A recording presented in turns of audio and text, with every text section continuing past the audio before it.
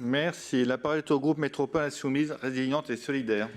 Oui, bonjour à toutes et à tous. Nous vivons une part importante de l'histoire de France en direct et depuis le 9 juin 2024, notre démocratie est suspendue.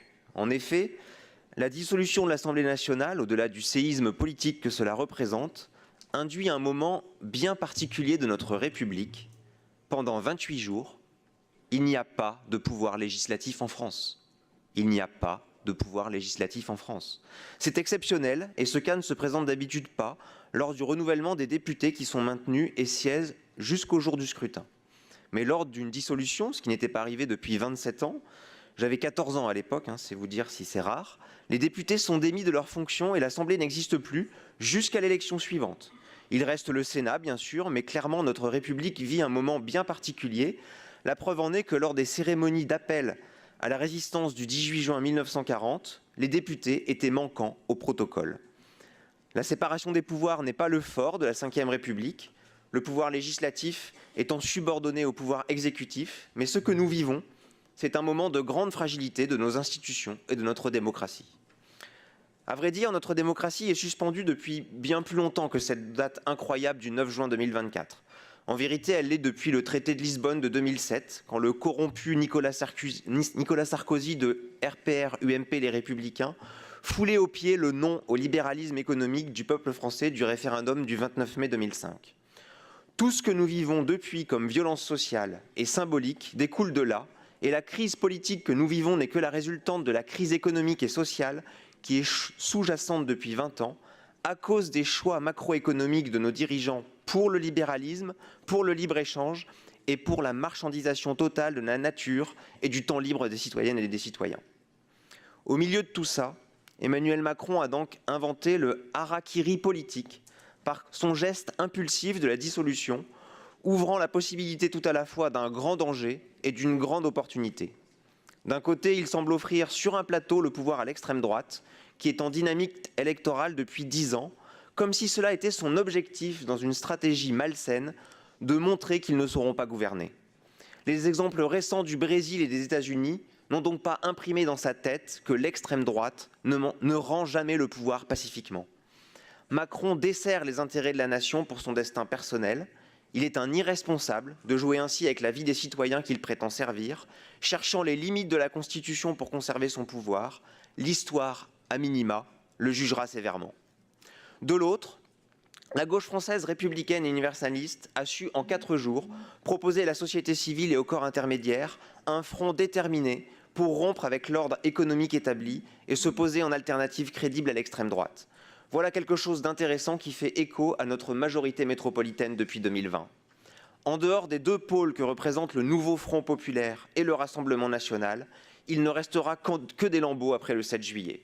La Macronie sera dissoute, le territoire lyonnais, laboratoire et tremplin de Macron en 2016, et ses élus locaux de l'époque devront faire leur mea culpa pour avoir mené le pays dans cette impasse.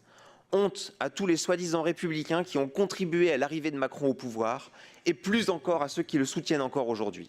Rappelons qu'il n'a jamais été élu dans aucune institution auparavant, qu'il déteste la République et qu'il ignore complètement ce qu'est le rôle d'un élu local.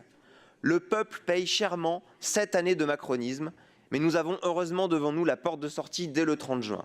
Le 30 juin, on en finit avec le macronisme et le 7 juillet, on démasque l'union des extrêmes droites. Certains républicains, avec d'énormes guillemets, partagent désormais avec Reconquête et le Rassemblement national la même initiale et les mêmes valeurs, le R de racisme, rétrograde et réactionnaire. Mais nous savons que nous pouvons compter sur la droite lyonnaise qui s'est toujours mobilisée contre le Front national pour le faire à nouveau cette fois-ci. Certains se plaignent que le nouveau Front populaire ne soit pas classé à l'extrême gauche par le ministère de l'Intérieur, mais simplement la gauche. Eh bien, en voilà une belle clarification. Nous sommes la gauche, tout simplement, dans ce moment de l'histoire si polarisé. Notre projet est raisonnable, juste, humaniste, chiffré. Nous sommes les héritiers du mouvement du progrès social et nous le faisons au niveau local depuis 2020. Il est urgent désormais que nous soyons à la tête du pays.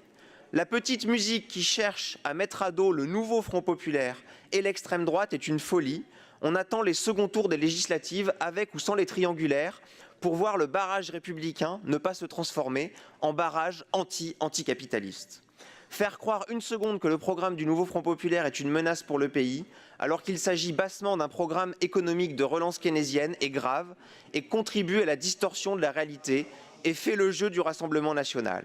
Il est urgent pour la paix sociale de reprendre les milliards aux plus riches pour les services publics, pour les salaires, pour les pensions de retraite et notamment pour l'augmentation de la dotation globale de fonctionnement aux collectivités qui va nous intéresser dans ce Conseil avec le débat sur le compte financier unique.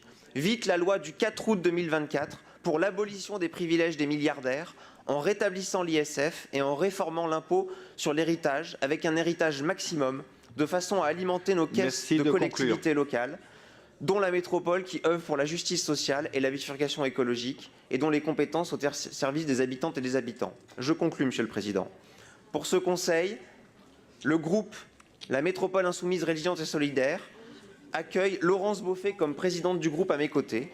Nous poursuivons notre travail de la métropole des droits en répondant par des moyens publics aux besoins des habitantes et des habitants du territoire. Nous allons poursuivre ce mandat au sein de la majorité avec énergie et en soutenant nos deux vice-présidents au sein de l'exécutif. Nous sommes prêts à amplifier nos politiques si le nouveau Front populaire l'emporte le 7 juillet et nous serons prêts, s'il le faut, à rentrer en résistance institutionnelle face à un gouvernement d'extrême droite, le cas échéant. Je vous remercie.